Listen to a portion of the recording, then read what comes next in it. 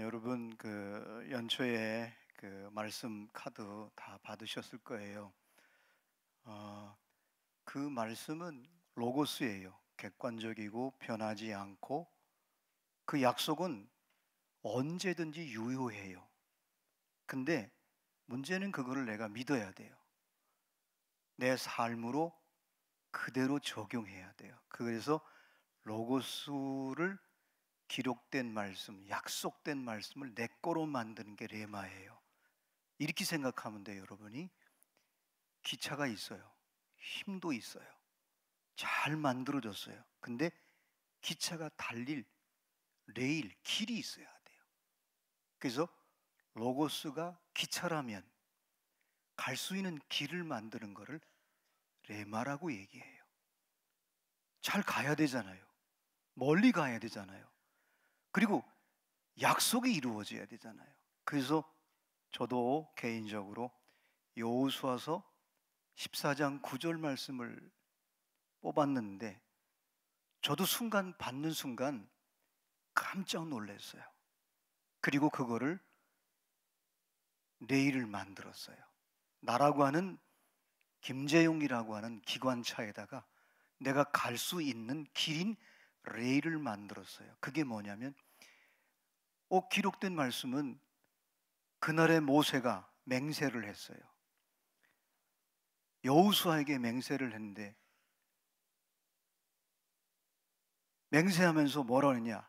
여호와 하나님이 네가 밟는 땅을 너와 내 후손에게 기업이 되게 할 것이다. 이게 저에게 주신 로고스 말씀이었어요.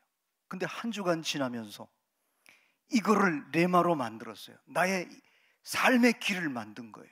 그래서 이걸 묵상하다가 자, 그러면 내가 충성이라는 단어가 DNA가 바뀌는 거예요.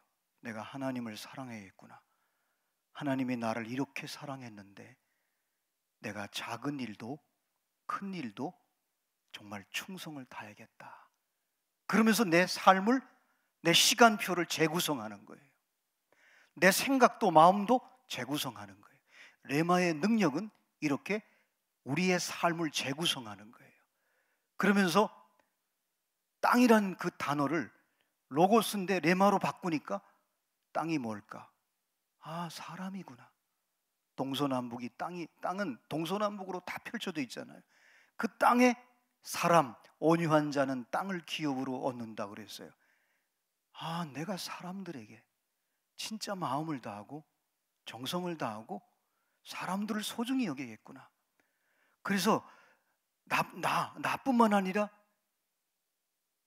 내 자손들, 내 후손들에게 기업이 되게 할 것이다라는 이 약속의 말씀이 로고스가 저에게 그렇게 레마로 전환이 되면서 너무 기쁜 거예요. 너무 행복한 거예요. 하나님을 사랑하고 충성하고 사람들을 소중히 여기는 올 한 해로 만들어야겠구나. 제 삶을 재구성하는 거예요. 그러다 보니까 이 길이 생기는 거예요. 길. 그래서 여러분이 이 레마를 가지고 살아가면, 그러면서 그 일을 감당하면 하나님의 말씀이 세워지는 거예요. 로고스가 세워지는 거예요. 이때 조심할 것은 여러분이 어느 때는 지난주에 말씀 나눴듯이 한나가 기도하고 너무 힘들어가지고 중얼중얼 하는데 엘리 제사장이 술 먹었다고 얘기하는 거예요. 속으로 내가 기도하는데 제사장이 그것도 몰라? 이렇게 판단하지 않았어요. 자세히 얘기하는 거예요. 술 먹은 게 아닙니다. 저는 기도한 겁니다. 그랬더니 엘리가 알고 그래? 그러면서 네가 아기를 달라고 하나님께 기도했고 그렇게 되기를 원하노라 축복했어요. 그때 자기가 볼 때는 엘리 제사장이 시원찮아요. 별거 아니에요. 그렇지만은 하나님이 세운 종이 선포한 그 메시지를 그대로 받고 얼굴이 수심이 가득했던 한나가 집에 돌아가면서 얼굴이 밝아졌어요. 왜? 주의 종이 선포했기 때문에. 그런데 그거를 그대로 로고스를 레마로 받았을 때 사무엘을 하나님이 허락하신 거예요. 그래서 여러분이 이제 신앙 공동체에서 조심할 것은 영적인 기름 부으심을 받으려면 영적인 예법을 잘 지켜야 돼요. 공식적인 예배에 여러분이 소중히 여겨야 돼요. 공식적인 예배를 자꾸 들쑥날쑥하면 혼돈 질서가 없어버려. 내 삶의 질서가 깨집니다. 여러분, 질서가 깨지면 거기다가 하나님이 부어주기가 굉장히 어렵습니다. 그래서 이 로고스를 레마로 만드는 것은 굉장히 중요한 거예요. 그래서 DNA가 바뀌는 거예요. 그리고 로고스를 자꾸 레마화 시키면 길이 견고해져요. 저와 여러분이 가는 인생길이 축복의 길이 되고 형통의 길이 되고 능력의 길이 되고 또 다른 사람도 그 길을 가게 만드는 거예요. 여러분, 주변에 영향력을, 신앙적 영향력을 주는 사람의 특징이 뭔지 아세요? 로고스를 큐티 묵상하면서 레마로 만들면, 그거를 간증하고 살아있는 적용으로 만들면 다른 사람들이 그 말씀을, 그분의 삶을 보면서 그 길을 가는 거예요. 그래서 로고스를 레마로 만드는 것은 자꾸 여러분이 훈련하면은 하나님이 주시는 이 영적인 예법, 기름 부심이 있는 거예요. 또 여러분의 직장에, 여러분의 가정에 윗사람을 잘 섬기세요. 육체적인 예법을 잘 지키면 육체적인 기름 부심이 있습니다. 예를 든다면 여러분 부모님들이 친구 가운데 부모님이 공부를 많이 못할 수도 있어요. 또 인격적으로 부족할 수도 있어요. 근데 부모를 욕하는 사람은 친구들이 조심해요. 아, 저 친구는 진짜 깊이 사귈 친구가 아니구나. 저런 예법도 모르는 애인데 쟤는 적당한 거리를 둬야겠구나.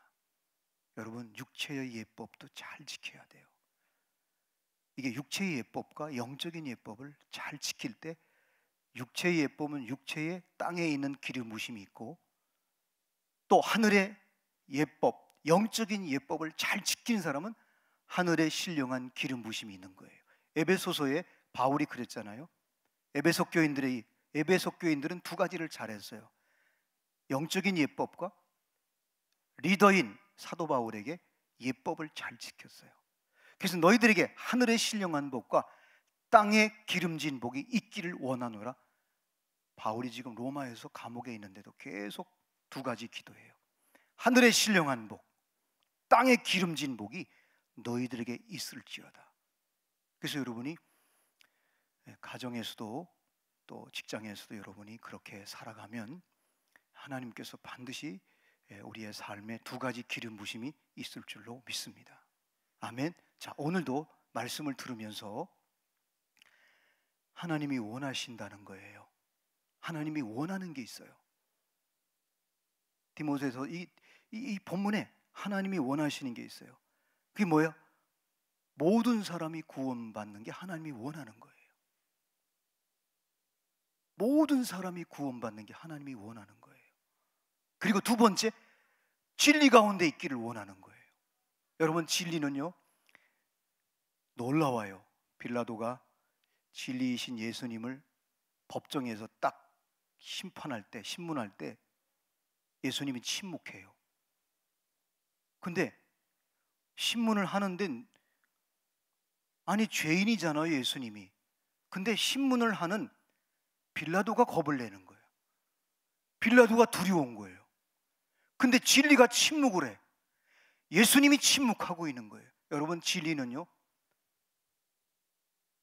우리를 자유케도 하지만은 정의를 세우고 하나님의 뜻을 세우고 역사 속에 기준점을 줘요. 그러니까 빌라도가 두려운 거예요. 사실은 이미 그의 부인이, 여보, 오늘 예수라고 하는 사람 내가 꿈을 꿨는데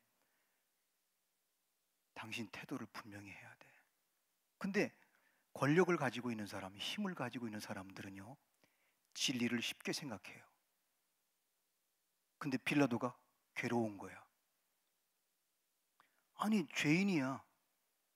근데 죄인은 두려워하지 않고 자기가 두려운 거야. 그래서 물었어. 진리가 뭐냐? 그러니까 예수님이 말을 하지 않아. 네가 왕이냐? 그래, 네가 말했다. 왕이라 소리도 안 해. 네가 말했다는 거예요. 여러분, 진리는요, 모든 것들을 회복시킬 뿐만 아니라 모든 것들을 심판합니다. 그래서 오늘 하나님이 원하는 게 뭐냐? 모든 사람이 너희들을 통해서, 교회를 통해서 구원받기를 원하는 거예요. 두 번째, 진리를 아는데 이르기를 원한다는 거예요. 두 가지를 원하는 거예요, 하나님이. 그래서 여러분이 어쩌면 우리 신앙 공동체 사람들은 세상에 사는 사람들에게 스승이에요. 저는 이 스승이라는 말을 이제 원로 목사님하고 본문을 같이, 설교 제목을 같이 올해는 오시면 내가 같이 나누기를 원했어요. 이상하게 여러분이 로고스, 하나님의 말씀, 하나님의 뜻, 하나님의 약속을 내 삶에 그대로 믿으면, 이게 레마가 되면 길이 생겨요.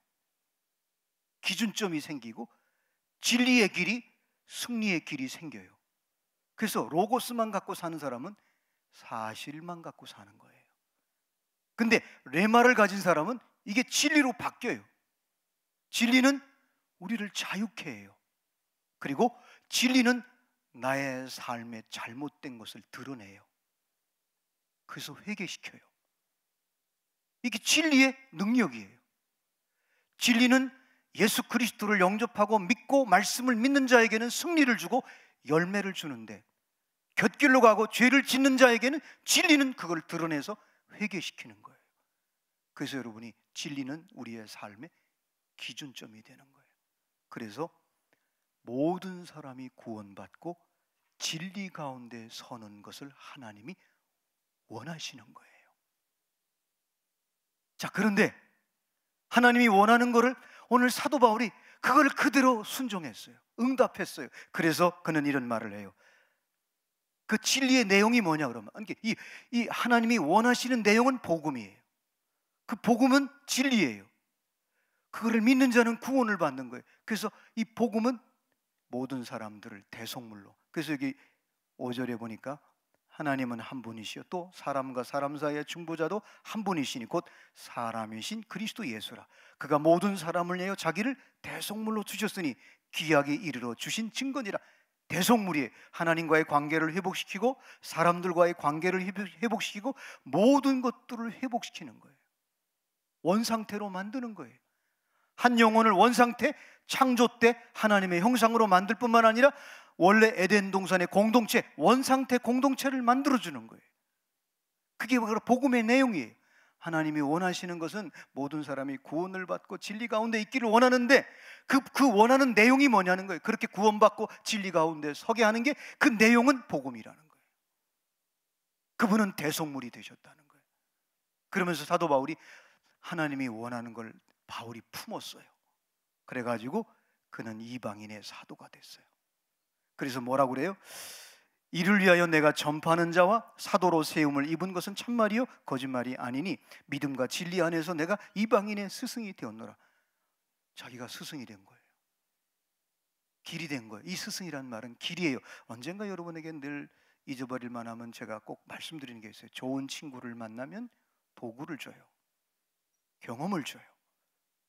그래서 도구를, 좋은 친구일수록 자기들의 좋은 경험도 주지만 아픈 경험도 주면서 우정이 쌓여요. 근데 좋은 스승을 만나면 길을 가르쳐줘요. 그래서 진정한 스승은 학문의 길을 가르쳐줘요. 예술가의 스승은 도제되도록 그에게 경험을 줘서 마에스트로, 아주 장인을 만들어줘요. 그래서 여러분이 좋은 친구를 어릴 적부터 사귀는 건 참 좋은 거예요. 좋은 도구를 가르쳐줘요. 학교 다닐 때 좋은 선생님을 만나는 것, 스승을 만나는 건 내 인생의 학문의 길, 기술의 길, 여러 가지를 길을 가르쳐주는 거예요. 진짜 스승은요, 길을 가르쳐줍니다. 장로님 맞죠? 그죠? 논문 쓸 때 진짜 훌륭한 지도 교수는요, 계속해서 그 사람이 지금 어떤 관점과 어떤 논지를 갖도록, 마치 서양에서는 어릴 적부터 이걸 훈련시켜요. 수사학과 특별히 아일로직을 가르쳐요. 그래서 학문에 먼저 인사이트를 얻게 해요. 기술의 인사이트를 얻게. 그러면 인사이트를 얻었으면 반드시 반전시켜야 돼요. 그리고 세 번째, 반전을 시켰으면 그걸 증명해내야 돼요. 그래서 각주를 다는 거예요. 그리고 마지막에 결론을 내리는 거예요. 이게 소위 서구의 유럽의, 특히 독일의 평생교육에는 이 아일 로직을 어릴 적부터 가르쳐요. 그래서 아이들이 글을 써요. 글을 쓸 때 인사이트, 그 다음에 두 번째 반전시키고, 그 다음에 증명을 해요. 증명을 할 때 과학적 방법으로도 증명을 하고, 인문학적 방법으로, 사회학적 방법으로, 통계를 통해서 증명을 시켜주는 거예요. 제가 여러분에게 가끔 예화를 사용하는 이유는, 성경의 예화를 사용하는 이유는 이 말씀이 진짜 말씀의 역사가 일어났다는 걸 증명해 주기 위해서 예화를 드는 거예요. 설명하기 위해서. 사랑하는 여러분, 오늘 사도 바울이 그 하나님이 원하는 걸 품고 살았어요. 그랬더니 믿음과 진리를 마음껏 전했더니 로마가 뒤집히는 거예요. 이방인의 스승이 된 거예요. 저는 오늘 이 본문 말씀을 여러분이 같이 듣고, 여러분이 이제 어디 가든지 여러분이 영적으로 지금 방황하고 있어요. 혼돈 속에 있어요. 이 시대가. 여러분이 하나님의 말씀 로고스를 여러분이 레마로 만들어서 여러분이 살아갈 때, 여러분이 다른 믿지 않는 사람들에게 길을 제시해주는 스승이 될 줄로 믿습니다. 선생은 가르치는 거예요. 그래서 교회 안에 선생이 많으면 안 돼요. 스승이 많아야 돼요. 스승은 왜 필요하냐? 길을 많이 만들어 놨기 때문에. 다른 사람들이 가게 만들어요. 가다가 자기도 길을 만드는 거예요. 왜 스승이라고 썼느냐면, 스승은 제자가 끝까지 자기를 뛰어넘을 때까지 가르치는 거예요. 다 주는 거예요. 그래서 여러분, 영적 스승이 있는 사람은 길을 잘 만듭니다. 자, 그런데 이제 하나님이 원하는 거를 사도 바울이 받았어요. 근데 사도 바울이 교회 공동체에 너희들도 이렇게 하나님이 원하는 걸 품으라는 거예요. 그러면서 구체적으로 말해요. 남자들과 여자들에게 너희들이 왜 하나님이 원하는 걸 품지 못하느냐? 두 가지. 남자들은 이런 문제. 남자는 딱 두 가지예요. 여기 같이 한번 볼까요? 자, 우리 8절 말씀 시작. 거룩한 손을 들어 기도하기를 원하노라. 남자들은 에너지가 있어요. 어떤 에너지가 있는지 아세요? 화의 에너지요, 분노하는 에너지가 있어요. 이건 놀라운 에너지예요. 근데 이 분노가 뭐를 일으키는지 아세요? 전쟁을 일으켜요. 다툼이 있어요. 남자들은 목표 지향적이기 때문에 이게 목표가 안 이루어지면 화가 나요. 그래서 사도 바울이 어떻게 심리적으로 이거를 알았는지.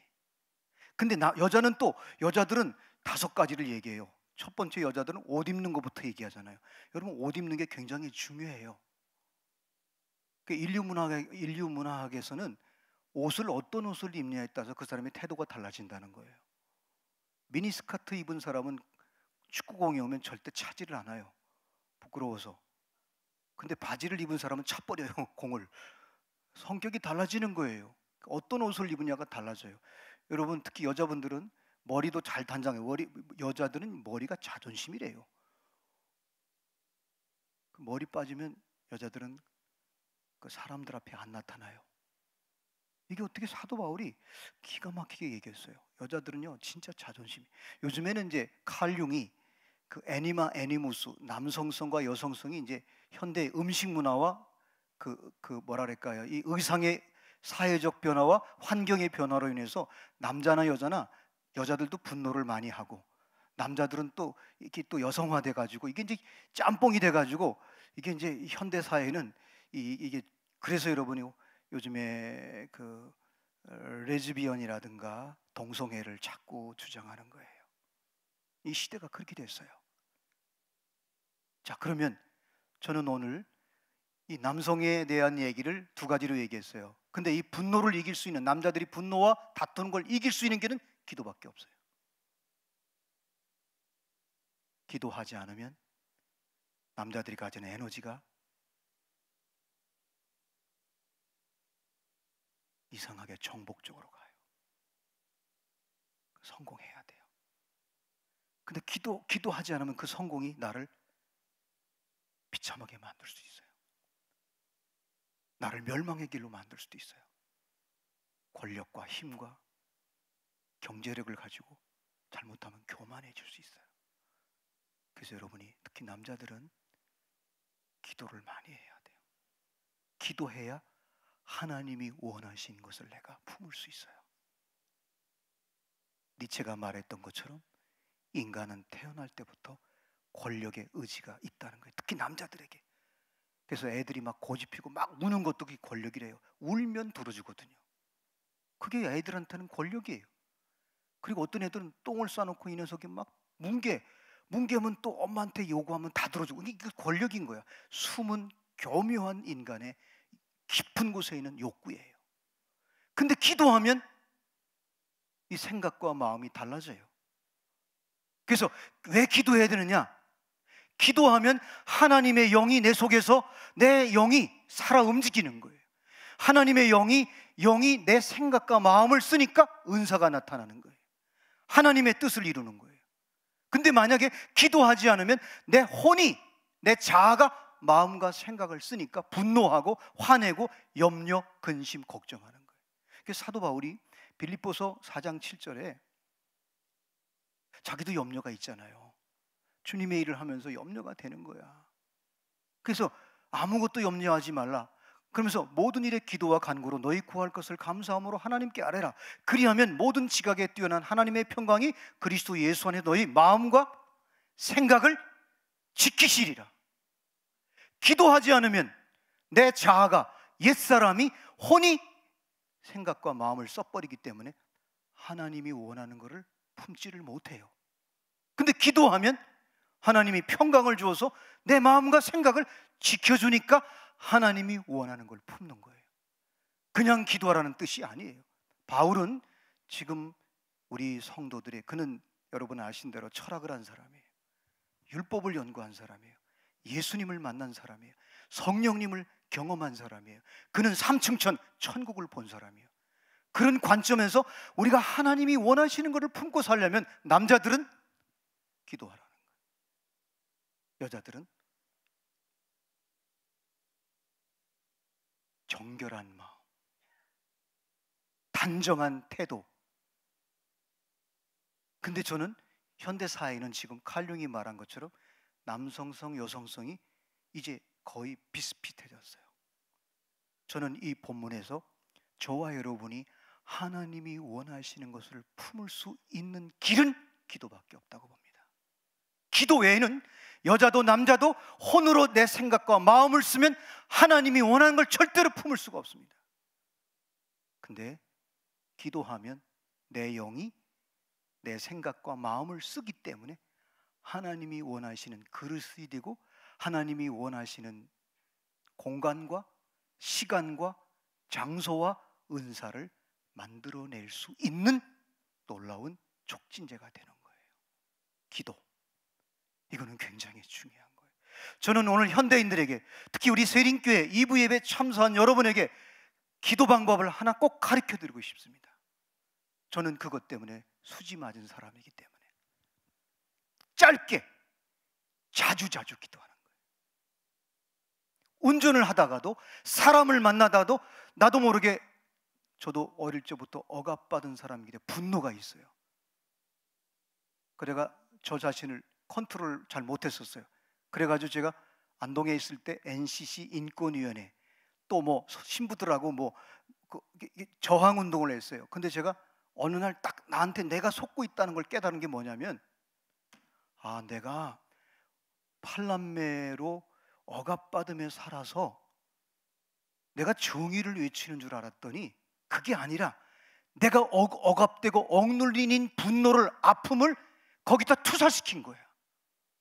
그래서 제가 우리 신학교 다닐 때 현대신학연구회라고 아주 레디컬한 그 서클이 있어요.